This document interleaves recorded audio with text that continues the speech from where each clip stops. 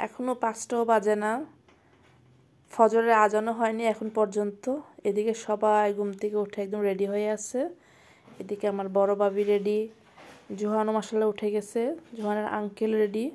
আমরা কোথায় যাচ্ছি কি করছি সবার সাথে শেয়ার। সবাইকে আসসালামু আলাইকুম, কেমন আছেন সবাই? আশা করছি সবাই অনেক বেশি ভালো আছেন। আমরা আছি আলহামদুলিল্লাহ, আল্লাহর রহমতে ভালোই আছি। জোহানের মাকে যখন কুমিল্লা ডাক্তার দেখিয়েছিলাম, আগের ভিডিওতে অবশ্যই দেখিয়েছি আপনাদেরকে। তো ওই ডাক্তার বলেছিল ঢাকা নিয়ে যাওয়ার জন্য। জোহানকে শিশু ডাক্তার দেখাতে হবে আর জোহানের আম্মার চোখে লেজার করতে হবে। একই দিনে দুইটা গুরুত্বপূর্ণ কাজ। খুব সকালবেলা জোহানকে দেখাতে হবে আর একদম সন্ধ্যাবেলা জোহানের মাকে দেখাতে হবে। তার জন্য আমাদের ভোরবেলা আসলে রওনা দেওয়া। আর মাঝপথে শনি আকরা থেকে আবার আয়ান আম্মুকে আমরা নিয়ে নিলাম। তারা যেহেতু ঢাকায় থাকে তাদেরকে সাথে করে নিয়ে নিলাম। তো চলে আসলাম, আমরা ঠিক সময়ে আসতে পেরেছি জোহানকে নিয়ে ঢাকা ফার্মগেট ইস্পাহানি ইসলামিয়া চক্ষু হসপিটালে।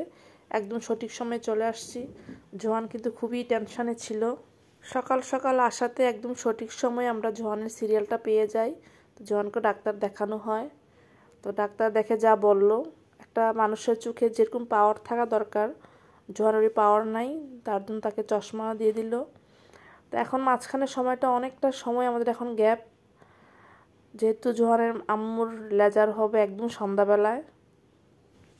তো ঢাকাতে তো এখন বাণিজ্য মেলা চলতেছে, যেহেতু ঢাকায় আসছি মাঝখানে অনেকটা সময় পেয়ে গেলাম।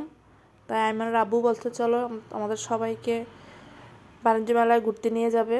আর সবচেয়ে মজার ব্যাপার হচ্ছে আইমানের আব্বু প্রায় 15-16 বছর সে ঢাকায় চাকরি করেছে। তো সবসময় সব বাণিজ্য মেলায় ছিল, কিন্তু ভাগ্যক্রমে আমি কখনো বাণিজ্য মেলায় আমার যাওয়া হয়নি। এটাই হচ্ছে আমার প্রথমবার আমি বাণিজ্য মেলায় আসলাম। অবশ্য আগে অনেক ব্যস্ততার সময় সুযোগ হয়নি কখনো যে বাণিজ্য মেলা দেখার উদ্দেশ্যে কুমিল্লা থেকে রওনা দেব, সেটা আসলে কখনো হয়নি।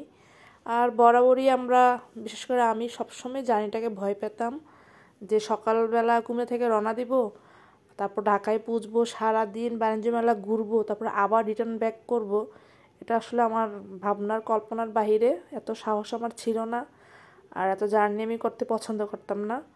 তো আইমান আব্বু প্রায় বলতো যে তুমি কুমিল্লা বাসে করে চলে আসো, বাণিজ্য মেলা যে কোনো অনুষ্ঠান হলেই, বাণিজ্য মেলা বইমেলা যাই হতো না কেন, বলতো যে আসো ঘুরাই টোরাই আবার গাড়িতে উঠাই দিব, চলে যাবা। তারপর আমি সাহস করে কখনো আসিনি। তো যাক, এবার একটা উসিলায় জোহানের আম্মুর উসিলায় একদম বাণিজ্য মেলাটা দেখা হয়ে গেল। তো সবাই আসলাম। তো আইমানও প্রথমবার মতোই আসছে। আইমান আকসা ওরা দুজনে আমার মতোই হয়েছে। ওরাও বাসে চড়তে একদমই পছন্দ করে না, খুব লং জার্নি করতে পারে না। তো এবার খুব জোর করে আইমানকে নিয়ে আইমানের আব্বু আসছে। বলতেছে সে ছেলে মানুষ, তাকে তো অনেক কিছু শিখতে হবে, জানতে হবে, ভবিষ্যতে দূরে যেতে হবে।